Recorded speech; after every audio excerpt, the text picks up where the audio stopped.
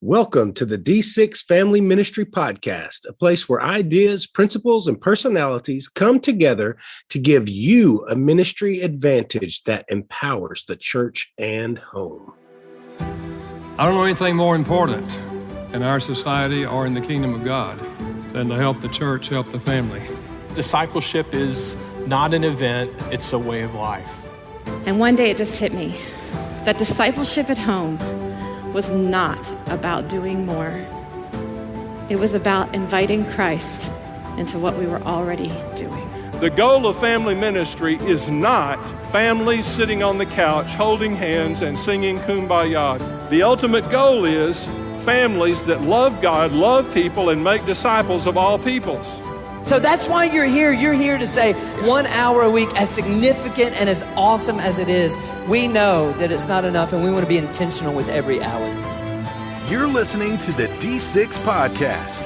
Here are your hosts, Marianne Howard, Ron Hunter, and Josh Wooten. Hey guys, do the holidays ever slow you down? I feel like you're not ready to get back into the swing of things. Oh, yes. My head is still spinning. I'm sure. So here's the question before we jump into, we've just finished Christmas. How quick do you take down your decorations and your tree? As fast as I can. Let me rephrase that, Josh. How quick does Lena allow you to take down the tree and the Christmas decorations? There you go. We have an agreement that it needs to be down by New Year's Day. It needs to be. We've got that week that you get to kind of pause a little bit and have a little downtime between Christmas and New Year's as much as you can as a employee at a church, but we tend to try to slow down a little that week, and that's usually the week we pick it up. Our struggle is, when do we put the tree and decorations up, because it keeps getting pushed earlier and earlier, but that's another discussion for another day. Oh yeah, definitely. Marianne? My tree goes up the week of New Year's. Everything goes up and we reset for kind of spring. It's winter still, but we're still, I want it all out.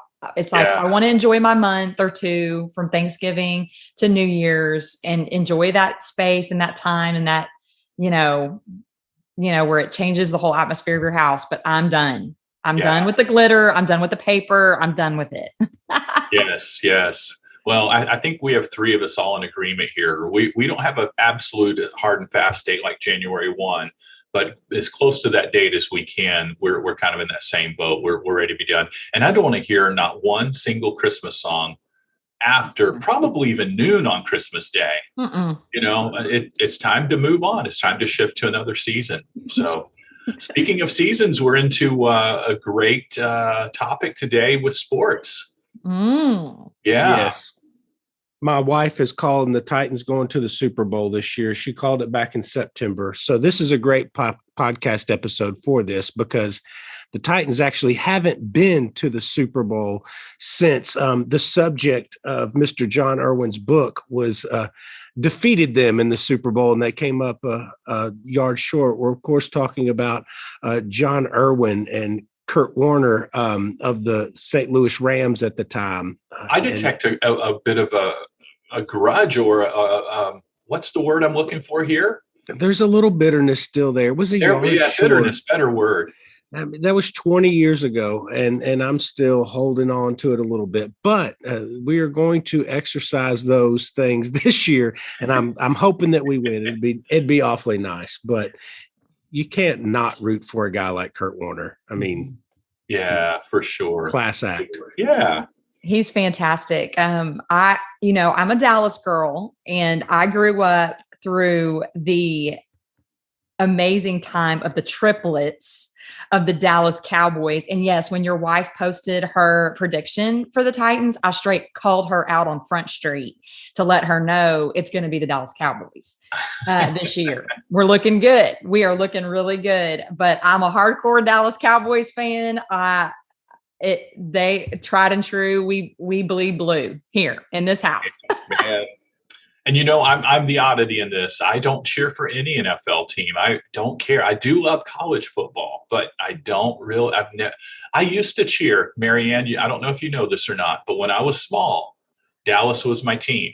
Okay. Now I'm Okay. I'm gonna date myself, but when Tom Landry left, so did my fanhood. Yeah, I get that. We lost a Yeah. lot when he went his way. Yeah, no doubt. I'm a visual person. And when you said I used to cheer, I immediately went to the Saturday Night Live's character in the cheer uniform, the Spartans. And I pictured Ron for just a brief moment. I thought, yes, Ron is a cheer. There goes another layer of the onion that is Dr. Ron Hunter. The enigma. Here you go. Yes. That he used to cheer. Oh my goodness. Well, fellas, I'm looking forward to our interview today. Mr. Jon Erwin, and he is going to be talking about an upcoming movie that's released. Well, it just released, and it's called Underdog, and it's the story of Kurt Warner and his wife, Brenda.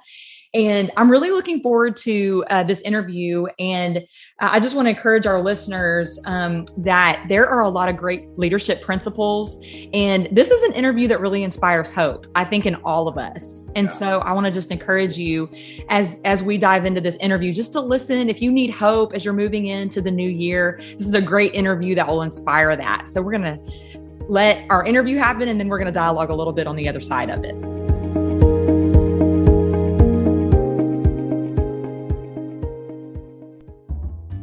Are you looking for a way to equip families to do discipleship in their own homes?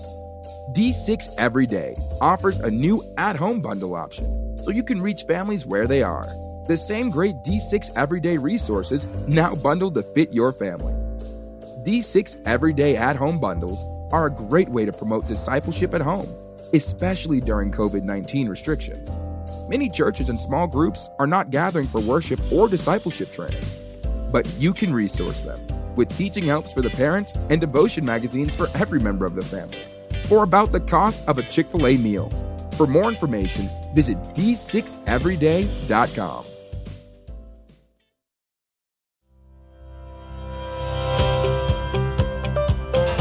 My guest today is a man who does a little bit of everything. Jon Erwin is the CEO of Kingdom Story Company, but you probably know Jon and his brother Andrew best as the writers and directors of films like I Can Only Imagine, I Still Believe, and their latest, American Underdog, the inspirational true story of NFL Hall of Famer Kurt Warner. Jon, thanks for joining us today. Thanks for having me. Yeah, it's a great, we have a great team of people, and you just do whatever it takes to get the story told. But movies it's an incredible way to tell a story, and we love true stories. I think that's they say a filmmaker finds their story and tells it over and over again. And we did another football film called Woodlawn years ago, and it was true. And just there's a power to true stories, and we just fell in love with telling true stories. And we have an incredible team of people. It takes an army to make a movie. So, but yeah, thanks for having me, man. Well, I got to admit, this is kind of personal for me. I'm kind of giddy because I'm originally a St. Louis guy, born and raised. Yeah, and I'm maybe the biggest Kurt Warner fan on the planet.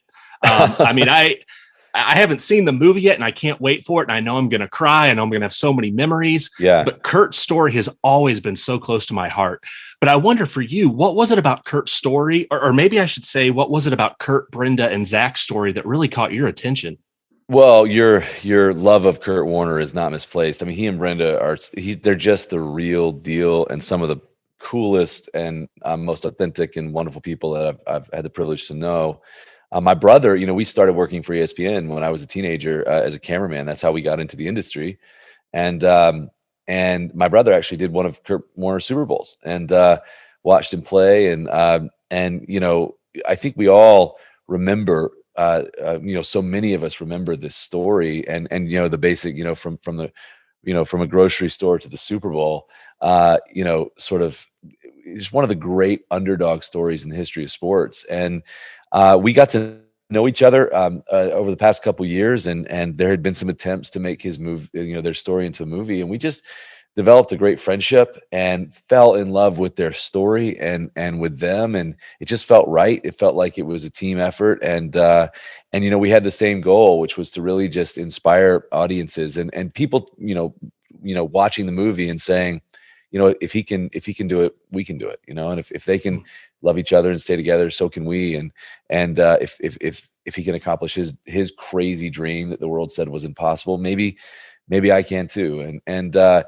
was always the goal. And what I loved is there's the story that, this guy was literally bagging groceries, and then 5 years, out of college, didn't start for 4 years at a 1AA school in Iowa, and only started his 5th year, and just you couldn't be, blew it with the Green Bay Packers after he didn't get drafted, and you can't be further from a dream. That's when it's in the category of delusional, and yet he stuck with it, and one of the reasons he was able to do that, and really, what I was interested in with the story is where are champions truly born? Where does that happen? And what I loved is that Kurt Warner became a champion off the field, and then he brought that onto the field, and he had the arm of a champion, but he found the heart of a champion in his relationship with Brenda and her disabled son, Zach. And it was him becoming a husband and a father, and just, really embracing all the things that were bigger than he was, that he really found what he needed to become a champion on the field. And so it's just this incredible family story about a family winning together, and just fell in love with the story. I don't know why, this movie has not been made before. I just can't believe it hasn't already been made. I can't believe we get to make it. I pinch myself. I can't believe we get to tell the story. And I also love in the providence of things and the destiny of things, when it's coming out is really special. I mean, I think we've all we're all on the mat, a little bit, and we need to be inspired and reminded of our own dreams. And I think the movie comes out at a perfect time after the year and a half that we've all endured together.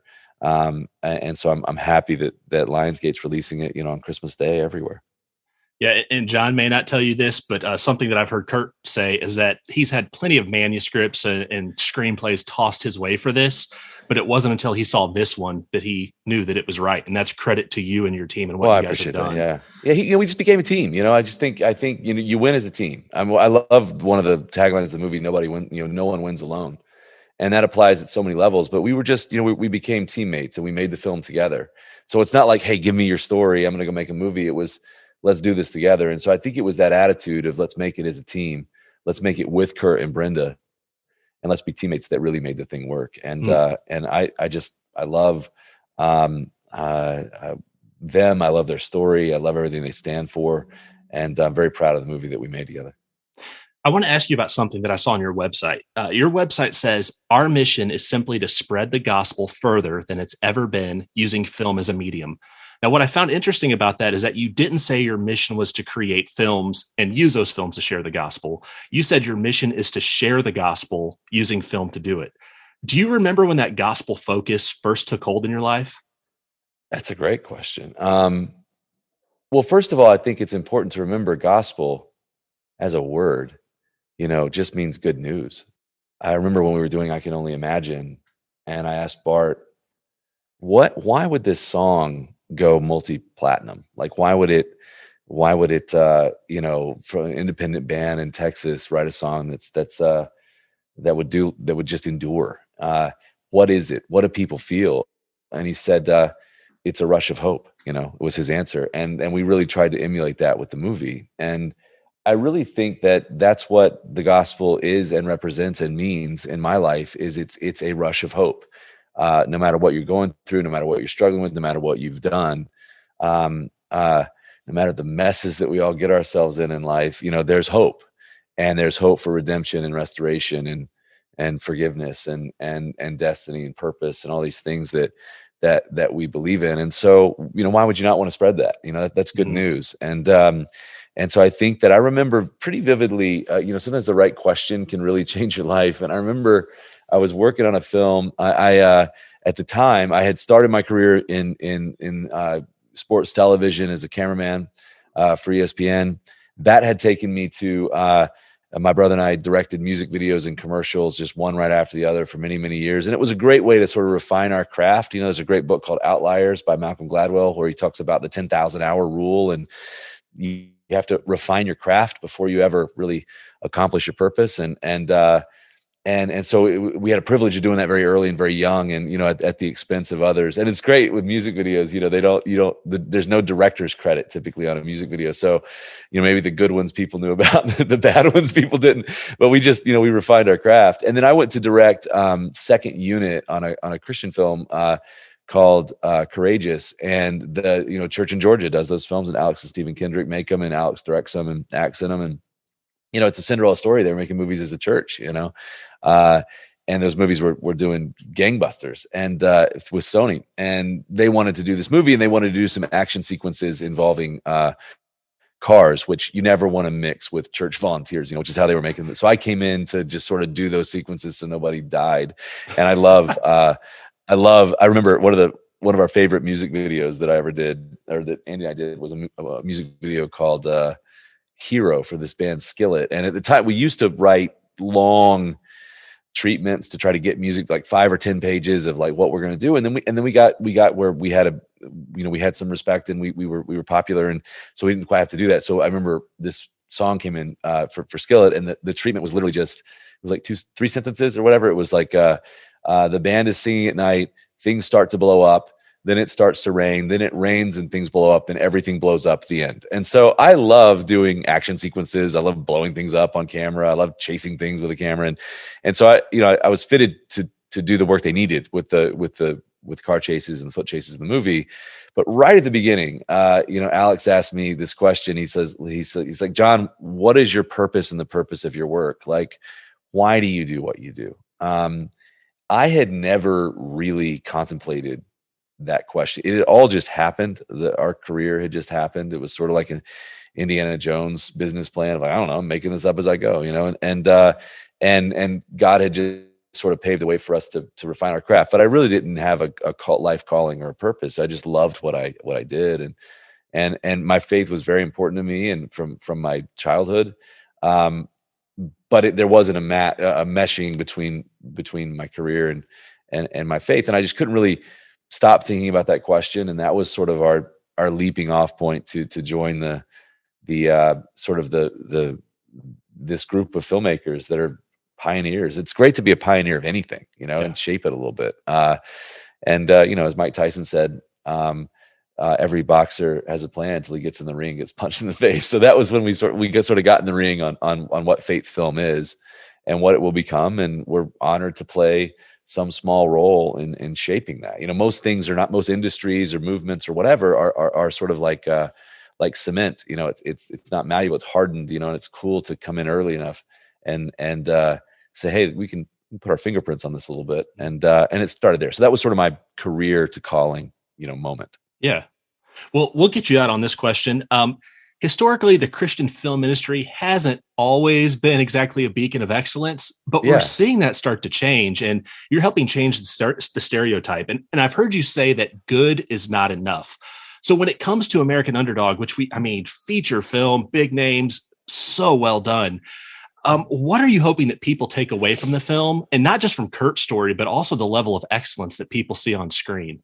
Well, I appreciate that. I mean, that's been the goal is, what does Ryan Reynolds say? You can never do something well until you're willing to do it poorly, and so certainly, it's okay to start from humble beginnings and get better and better. But I do think that, we should really reach for excellence and really give God our very best and really try to incrementally improve. I think success is a byproduct of daily measured improvement, that's incremental. And I think people forget that.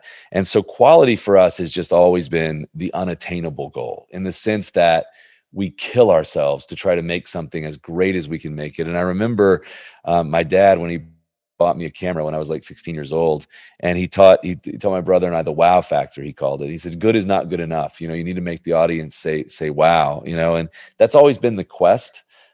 It's an unattainable quest. I mean, I claim the words of George Lucas, who said films are never complete, they're only abandoned. But we can try, and we should, and I think that should be our rallying cry is let's really try to make these movies better and bigger so that they can be seen by more and more people. And the more successful they are, the further they go around the world. And so it's cool to see the bar of quality just keep going up. And the more the bar of quality goes up, the more stars want to be involved, the more people that are just sort of underground in the industry that are Christians want to be a part of what we're doing.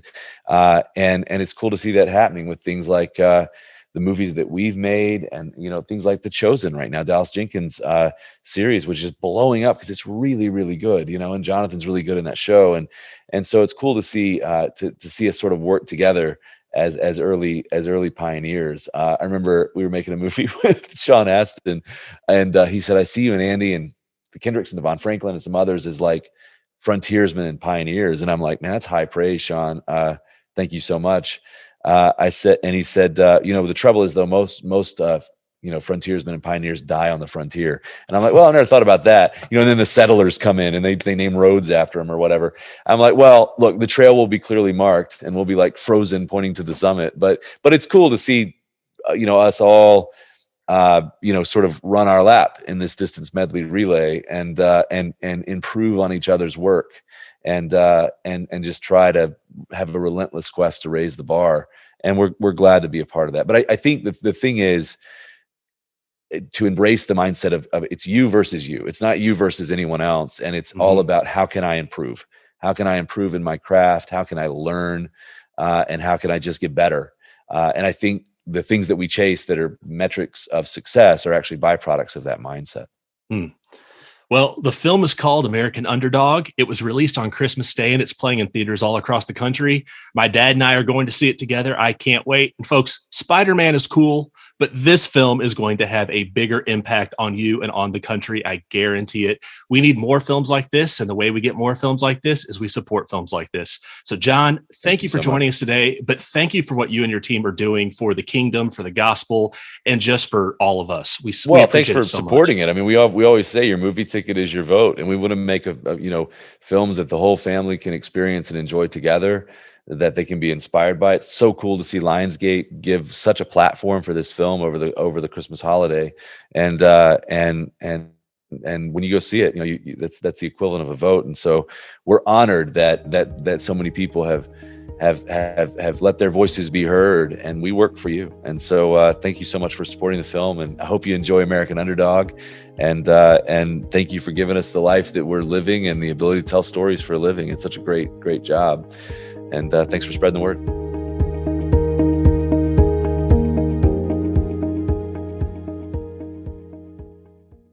Start connecting with your family today with the D6 Family app, available for free.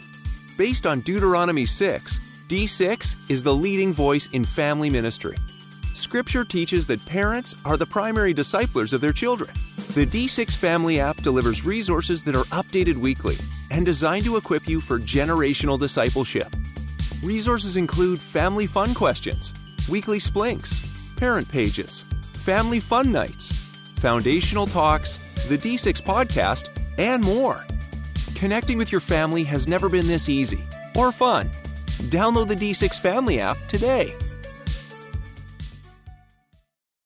I always love when you get to peek behind the curtain of what you typically see, like on TV on Sunday mornings. I've seen Kurt play and for years and knew the brief history of the story, but it's really awesome when you look back and get to hear the struggle that he went through on the other side, but also the reward that comes from being obedient and trusting God with the little things. And as he said, we should give God our best, whether you're working at a grocery store, no matter what you're doing. It just is a testament to what godly character over time can accomplish in your life. I think as a mom of boys who love the sport, I'm excited to see this film. But I think the two things that I took away from the interview that were really impactful, and I've actually already shared with my sons, these two lines: champions are found off the field. And he talked about character and how character is foundational and formative. And he made this statement, I don't know if you guys heard it, but he said he found the arm of a champion, but really it revealed the heart of a champion. And I just love that. I think, I have a 15-year-old in my house who his identity is really attached to his sport. And we're working really hard as a mom and dad to sow his identity in Christ, because, our sports don't define us. Our ministries don't define us. We've got to be really careful not to let certain things define us. And I love that statement that he may have found the arm of a champion, but it revealed the heart of a champion. And that really just speaks to Jesus and the work that he's cultivating in our hearts. Yeah, we have been really featuring a mantra that I saw as a theme in this. And I had not put it together until you just said that quote, Marianne, and it just kind of rung a bell in my head. But the heart of a champion is not always reflected on the scoreboard either. No. And, so I would ask parents out there to think through that winning attitude, that it's, hey, if your kids don't win in whatever travel ball or sports or any other competition area, it's the heart, it's the character, it's the internal facets that really matter there. And we see this in Kurt. That's the brilliance there. And I hope that we take away that side of it. That is so powerful. How do you impart those lessons to your kids that we see in Kurt's life that he's kind of shared? How do we transfer that? Well, we always would tell Ryman when he was playing basketball, and even when I coached a little bit of soccer or whatnot, I was like, yes, winning is the goal, but that's not our purpose. And that, yes, that's nice, but that is not the only reason why we are here.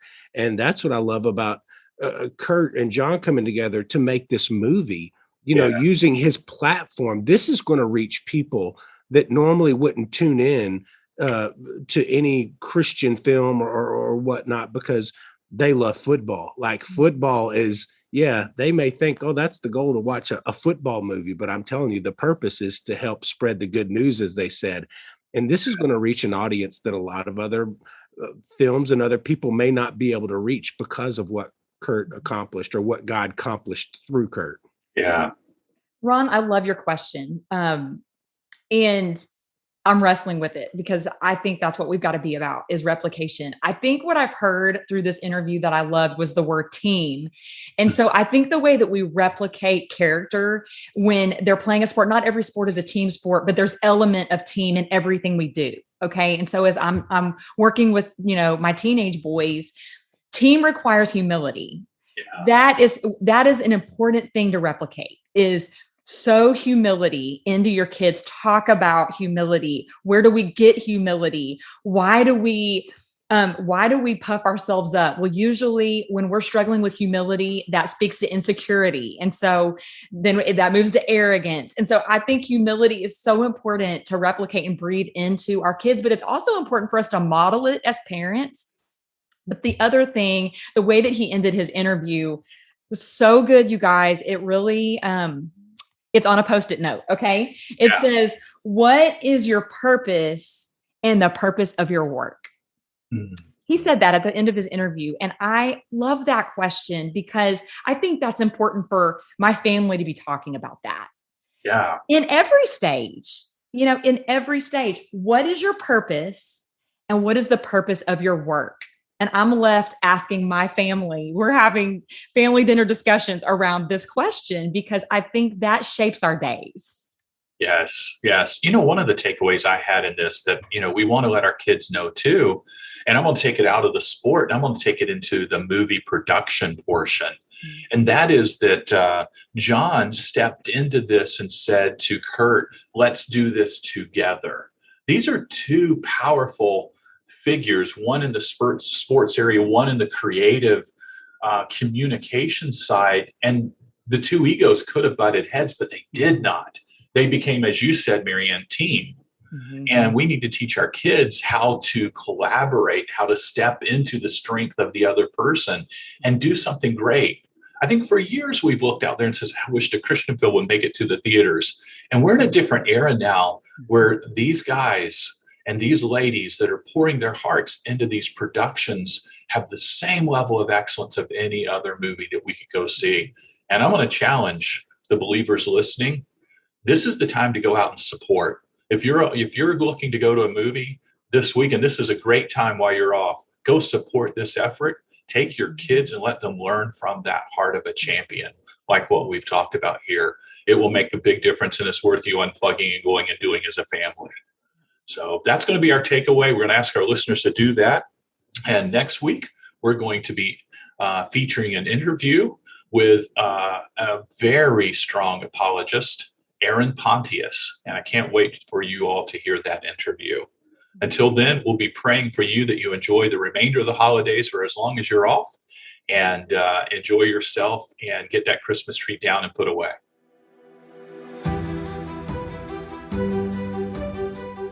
You've been listening to the D6 Podcast. You can learn more about D6 at d6family.com.